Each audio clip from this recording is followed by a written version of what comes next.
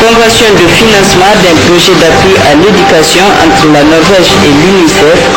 Élèves et enseignants de 35 communes du Niger sont les principaux bénéficiaires de ce projet de plus de 2 milliards de francs CFA.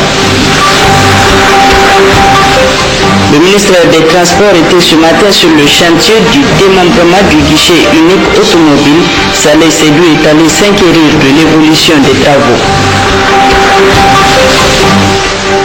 Journée mondiale de lutte contre le sida édition 2015, entre autres activités commémoratives, une conférence de presse organisée par les différents partenaires en collaboration avec le ministère de la Santé publique. Monsieur, mesdames, bonsoir. Retenez tout d'abord que le président de la République, chef de l'État, Issoufou Mahamadou, a pris part cette semaine à la conférence des Nations Unies sur le climat à Paris. En marge de la COP21, hier, le chef de l'État a accordé 3 audiences. La première a été accordée au président du conseil d'administration du géant nucléaire français Areva, Philippe a déclaré avoir échangé avec le président de la République les réformes de son entreprise et l'excellence des relations entre le Niger et Areva. Nous avons Areva avec le Niger, un partenariat de longue date, puisque depuis 40 ans nous travaillons ensemble. Et le but de mon entretien avec le président était de faire un point sur nos relations qui sont excellentes. Et nous avons signé en fin 2014 un accord de partenariat qui est suivi avec différentes étapes et nous avons fait le point avec le président. Areva traverse une situation qui est un peu difficile sur le plan financier. La France a décidé de restructurer sa filière nucléaire en plaçant une partie de l'activité d'Areva sous le contrôle d'EDF, la partie réacteur, mais la partie du cycle du combustible, c'est-à-dire les mines, très importante pour le Niger, la conversion, l'enrichissement et le retraitement seront dans le nouveau Areva qui va être recapitalisé et je donnais au président l'assurance que ceci ne changerait en rien nos relations avec le Niger, sinon que ça les renforcerait. La seconde audience, le président de la République l'a accordée à une délégation du patronat français, le MEDEF, conduite par son président Michel Roussin. Il a notamment été question des relations entre les secteurs privés français et nigériens et l'investissement au Niger. Il y a depuis très longtemps une relation qui existe entre le secteur privé nigérien et le secteur privé français. Depuis des années, des délégations de chefs d'entreprise français se rendent au Niger. Il y a des activités communes qui se développent d'année en année. Et donc, le chef de l'État a souhaité nous rencontrer pour faire un point, nous donner des orientations, rappeler que nous sommes un vieux partenaire, nous les Français, mais qu'on doit être plus dynamique, plus actif, qu'il y a des possibilités très importantes en Afrique et aussi bien évidemment au Niger. Et donc nous avons procédé à un tour d'horizon et le chef de l'État nous a donné quelques orientations en se félicitant du fait que les sociétés françaises qui sont ici représentées et qui m'accompagnaient à l'occasion de cette audience sont engagées, développent leurs activités avec des partenaires nigériens. Tout ça va dans le bon sens et dans ce que souhaitent les Nigériens, c'est-à-dire vous avez un taux de croissance important qui est très intéressant. Vous êtes un exemple dans la sous-région et nous avons tout intérêt, nous, entreprises françaises, PME, à développer aux côtés de partenaires nigériens nos activités. Voilà ce que nous sommes venus dire au chef de l'État, voilà ce qu'il nous a dit. Nous avons dit notre disponibilité et lui nous a dit sa volonté de nous voir plus actifs au Niger. Le chef de l'État a enfin reçu le bureau du Conseil des Nigériens en France, CONIF, dirigé par Adama Umaru. Au centre des discussions, la cohésion des Nigériens de France, le recensement en sein et la facilité de l'investissement de la diaspora au Niger. Nous sommes la représentation de la diaspora nigérienne ici en France. Donc nous sommes venus logiquement rencontrer le chef d'État pour pouvoir en fait lui porter le message de la diaspora nigérienne en France et surtout écouter le chef d'État par rapport à la situation sociopolitique au Niger aujourd'hui. Donc le CONIF est venu avec un message qui est celui de dire au chef d'État que nous sommes unis ici, nous avons un cadre fédérateur où tous les Nigériens doivent se retrouver et se sentir représentés par ce cadre fédérateur qui est CONIF. Ensuite, nous l'avions expliqué que nous avons beaucoup de projets, des projets qui sont porteurs, notamment en fait le projet de recensement des compétences nigériennes ici en France, pour pouvoir créer une plateforme qu'on mettra à la solde du Niger pour les entreprises qui souhaitent chercher des compétences ici en France. Ensuite, on lui a fait savoir que on a notre projet en fait pour aider ou faciliter l'investissement en fait des Nigériens de la diaspora dans notre pays. Et donc, ce sont des messages qu'il a bien entendus, qu'il a bien appréciés. Par rapport au projet concret, nous avons aussi un projet de création d'unités de dépistage de cancer des enfants au Niger qui est porté par une association fédérale qui est dans CONIF, une association qui s'appelle APSA. Et ce sont des messages en fait qui sonnent à l'oreille et ce sont des messages qui montrent que nous pensons à notre pays. Le message qu'il nous a demandé de transmettre à la diaspora, c'est celui de dire qu'il fera tout de son possible pour que les élections soient libres et transparentes. Donc il s'est engagé en disant que lui, son objectif, c'est d'avoir en fait des institutions fortes et stables. Et puis ce communiqué du secrétariat général du ministère des Affaires étrangères, de la coopération, de l'intégration africaine et des Nigériens de l'extérieur. Le communiqué est ainsi libellé: le pape François, de retour de ses visites papales en Ouganda, Kenya et en République de Centrafrique, et au moment où il survolait le Niger, a tenu à adresser au président de la République, chef de l'État, Issoufou Mahamadou, et au peuple nigérien le message manuscrit ainsi libellé: comme mon vol pour Rome me fait survoler le territoire nigérien, j'adresse cordialement mes salutations à votre Excellence et au peuple du Niger.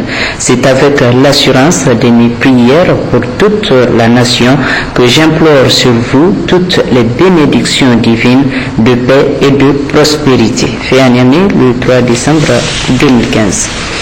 À l'Assemblée nationale, la Commission des finances et du budget a entamé ce matin une réunion de travail hors session à l'effet d'examiner les projets de loi de règlement pour les années 2012, 2013 et 2014. L'objet de constater la conformité des opérations établies par l'ordonnateur à travers les comptes administratifs et celles des comptables à travers le compte de gestion. En mission de la région de Difa, le président de la haute autorité à la consolidation de la paix s'est rendu hier dans les villages attaqués par la secte Boko Haram la semaine dernière. Le compte rendu de Habou Kako et Haruna Sanda. Dans la nuit du 29 au 30 novembre 2015, le village de Haribou-Demeri, village situé à quelques 30 km au sud-ouest de Difa, est attaqué par la nébuleuse Boko Haram. Le bilan est lourd. 5 morts dont le chef de village et son neveu, plusieurs blessés, presque tout le village brûlé, y compris la mosquée, les vivres, les motos et le moulin, tout était calciné, ce qui a provoqué le déguerpissement du village. La population s'est donc déplacée un peu plus au nord pour fuir ces atrocités d'une ampleur sans précédent.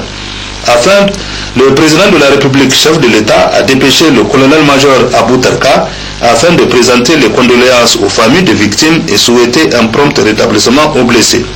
Selon Abou Tarka, le président de la République est particulièrement terrifié par la sauvagerie de ces assassins qui s'en prennent à des innocents sans défense. Ces attaques sont perpétrées de nuit par des individus qui manquent de courage, a-t-il martelé. Révolte par rapport à ce qui est en train de se passer dans cette zone. Malheureusement, Boko Haram est un sanctuaire. son sanctuaire sur le nord du Nigeria. Et tant que ce sanctuaire-là n'a pas été pris par nos alliés, les villages vont continuer à être attaqués dans la mesure où, quand les villages sont attaqués, Boko Haram se replie de l'autre côté de la frontière. Ça a toujours été le problème principal. Maintenant, la désolation qu'il y a ici, vous voyez là, c'est une mosquée. C'est la première des choses que Boko Haram brûle dans un village, c'est d'abord une mosquée. C'est extraordinaire pour les gens qui se réclament de l'islam. Mais on sait déjà que ça n'a rien à voir avec l'islam. Donc moi j'étais venu sur l'institution pour présenter les condoléances aux victimes, aux familles de victimes. Évidemment, on est venu ici, bien entendu, les familles se sont déplacées. C'est là qu'on est allé les retrouver dans leur lieu de refuge là. On a présenté les condoléances. On a tenu quand même à voir dans les villages, ils brûlent tout sur leur passage. Maintenant, c'est une politique de terre brûlée qu'ils vont faire. Par cette mission, le colonel-major Abou Tarka a souhaité reconforter les habitants des villages attaqués. Il tenait également à rassurer les populations que cette épreuve difficile sera bientôt un mauvais souvenir, compte tenu des dispositions qui sont en train d'être prises. La Norvège et l'UNICEF désormais ensemble pour accompagner les efforts de l'État du Niger dans le domaine de l'éducation. Ce projet dont la convention de financement a été signée ce jeudi concernera plus de 300 élèves et près de 6 000 enseignants de 35 communes du Niger pour une enveloppe de près de 2 milliards de francs CFA. C'est la ministre déléguée à la coopération qui a présidé cette cérémonie en présence des membres du gouvernement en charge de l'éducation. À côté au Glassane, James Didi. Cette cérémonie consacre la signature de convention de financement d'un projet de collaboration entre la Norvège et l'UNICEF au Niger d'une enveloppe de 2 milliards 750 millions de francs CFA qui, pendant 2 ans, permettra à près de 336 000 enfants dans 35 communes du Niger de bénéficier d'une éducation de qualité et le renforcement des capacités de près de 6 000 enseignants, professeurs et chefs d'établissement. Cette coopération symbolise ainsi la détermination commune et renouvelée de la Norvège et de l'UNICEF d'appuyer le programme sectoriel de l'éducation de la formation PESEF du gouvernement du Niger entre 2014 et 2024. Le projet permettra plus que 300 000 enfants nigériens bénéficiant d'une éducation de qualité, en réduisant le nombre des enfants qui sont hors de l'école et de toute structure d'apprentissage. Un effort particulier sera déployé pour cibler l'éducation des filles.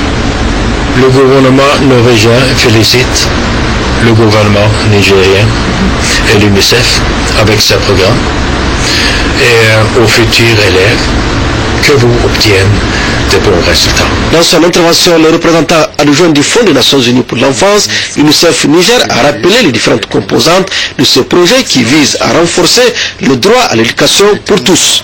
Une première composante qui vise à réduire les disparités en matière d'éducation, mais surtout les disparités en termes d'accès, de rétention pour les filles, les enfants porteurs d'handicap et pour l'éducation dans les situations d'urgence. La deuxième composante, c'est de renforcer la qualité de l'enseignement en renforçant les capacités de 6 000 enseignants pour justement jouer sur la qualité de l'apprentissage. La troisième composante est de démontrer des évidences pour tirer les leçons et voir dans quelle mesure on peut porter à échelle ce que nous faisons. Quand on rencontrait le gouvernement de Norvège en avril, les fonds étaient pour 3 pays. Il y avait le Mali, le Niger et d'autres pays. Et dans les discussions, le ministre qui était là a compris qu'il fallait recentrer ces fonds au niveau du Niger. Et je pense que c'est un choix mérité, un choix stratégique, et vous l'avez bien fait d'envoyer cet argent et ces fonds pour les enfants de l'éducation au Niger. En présidant la cérémonie de cette signature de convention, la ministre déléguée à la coopération a tout d'abord rappelé les efforts déployés par le gouvernement nigérien qui injecte chaque année 25% du budget national dans le secteur de l'éducation. Elle a également situé l'objectif de ce projet. D'un montant de 2 milliards 750 millions de francs CFA sur une période de 2 ans, ce projet a pour but de renouveler l'engagement conjoint du Royaume de Norvège et de l'UNICEF à faire du droit à l'éducation de chaque enfant nigérien et plus particulièrement les enfants les plus défavorisés une réalité. Les principales activités du projet visent à, premièrement, réduire les disparités en matière d'accès et de rétention, surtout pour les filles, les enfants handicapés et ceux qui vivent dans les situations d'urgence, et aussi permettre aux enfants de terminer le cycle d'éducation de base de 10 ans, entre autres grâce à des subventions à 35 communes de convergence désavantagées, au développement et à la mise en œuvre de modèles alternatifs d'éducation, à l'amélioration de l'accessibilité des écoles pour les enfants handicapés et à la fourniture de services éducatifs aux enfants des populations touchées par des crises. Deuxièmement, renforcer les capacités des enseignants à améliorer les résultats d'apprentissage grâce à la formation continue de près de 6 000 enseignants, professeurs et chefs d'établissement dans les 35 communes de convergence. Et troisièmement, produire des évidences sur les approches rentables pour accroître l'offre d'une éducation équitable et de qualité et permettre la mise à l'échelle des approches qui améliorent l'efficacité et les résultats d'apprentissage. Ce projet de collaboration permettra ainsi à près de 336 000 enfants nigériens de 18 000 écoles primaires, 80 collèges et 130 jardins d'enfants communautaires de bénéficier d'une éducation de qualité.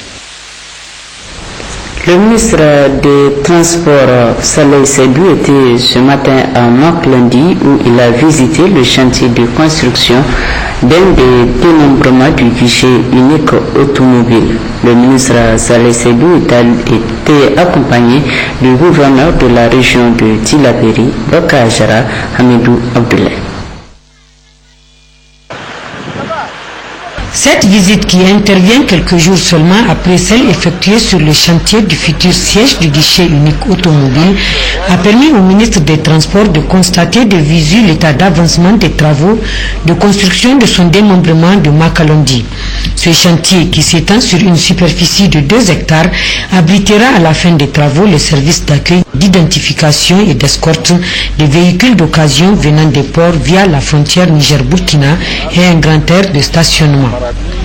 Après les explications données par les différents acteurs sur place, la délégation ministérielle a cerné l'importance d'une telle réalisation qui permettra de renforcer et de sécuriser les recettes fiscales et parafiscales de l'État. Nous sommes vraiment très ravis de cette visite. Nous avons visité le site de Niamey le 22 octobre qui est aussi très avancé. Donc ce qui nous a amené effectivement à visiter aujourd'hui le site de Torodi qui est vraiment aussi très avancé. Parce que selon effectivement les estimations faites, les travaux vont finir d'ici juin 2016. C'est extrêmement important. Et nous de notre côté nous avons pris effectivement toutes les dispositions nécessaires pour que effectivement les dispositions réglementaires et administratives puissent être terminées au plus tard dans les meilleurs délais pour que les mécanismes de carte grise puissent commencer. La nouveauté qu'il faut dire, c'est qu'effectivement on n'aura plus de carte grise sous format papier, c'est des cartes grises sous format carte de crédit que vous connaissez effectivement tous. Donc ça c'est effectivement une nouveauté, mais je pense que nous sommes en train de voir dans quelles conditions nous allons démarrer effectivement ce travail dans les meilleurs délais. Le concessionnaire, il faut le remercier très sincèrement, qui est au délai, qui est au point, c'est l'un des rares en tout cas partenariat public-privé qui a été signé avec l'État du Niger qui avance normalement. Le concessionnaire, pour sa part, a mis un accent particulier sur la facilité et la rapidité du traitement des documents officiels, administratifs et techniques préalables à toute mise en circulation à travers le guichet unique avant de relever les tâches assignées à ce poste frontalier.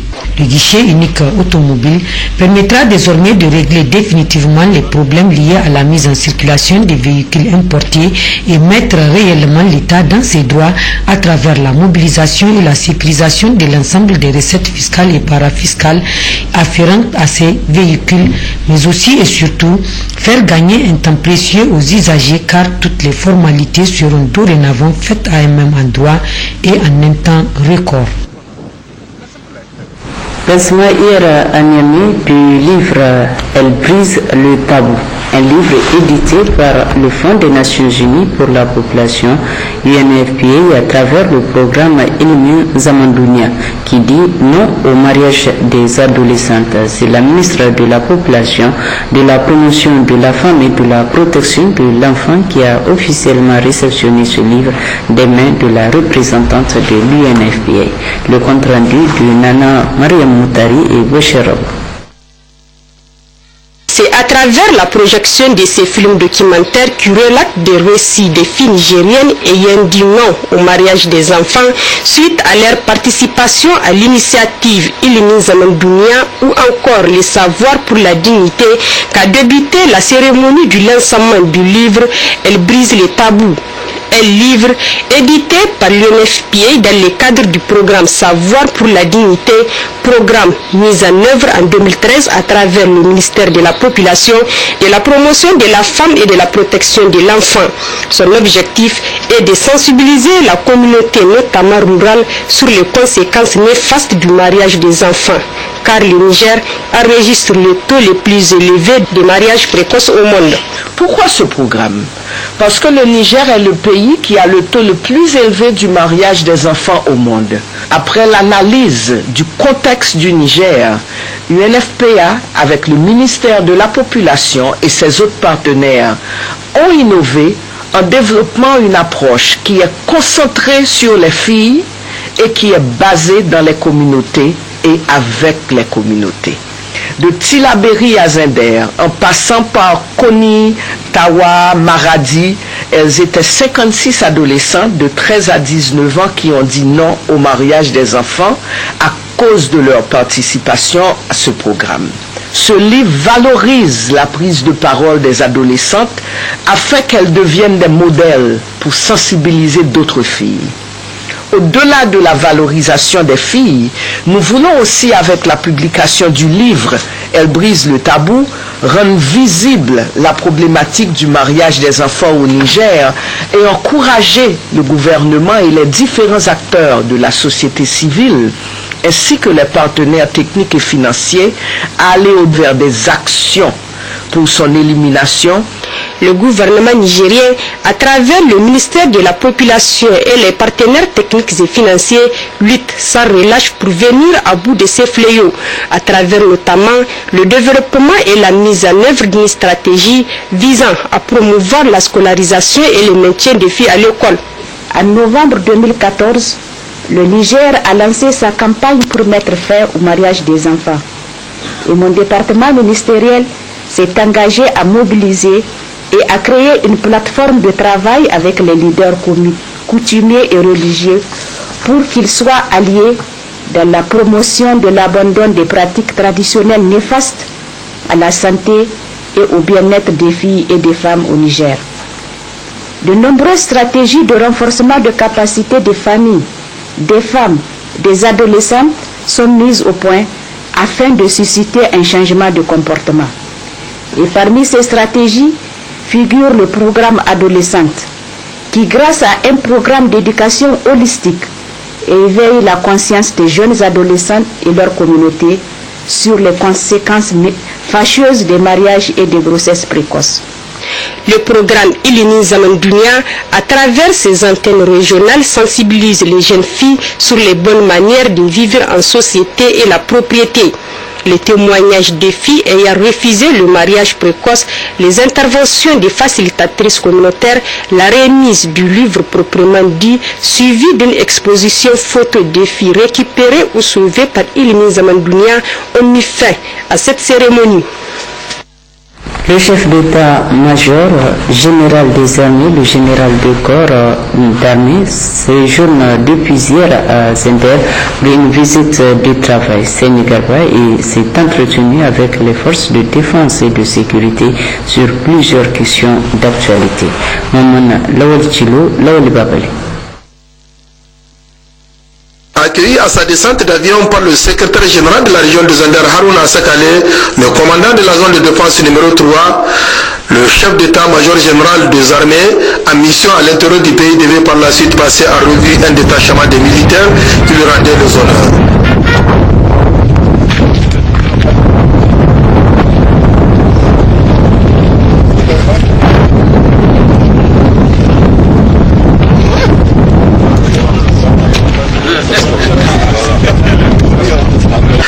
délégation du général de corps d'armée s'est aussitôt transportée au poste de commandement de la zone de défense numéro 3 où étaient rassemblées toutes les unités des différents corps de défense et de sécurité.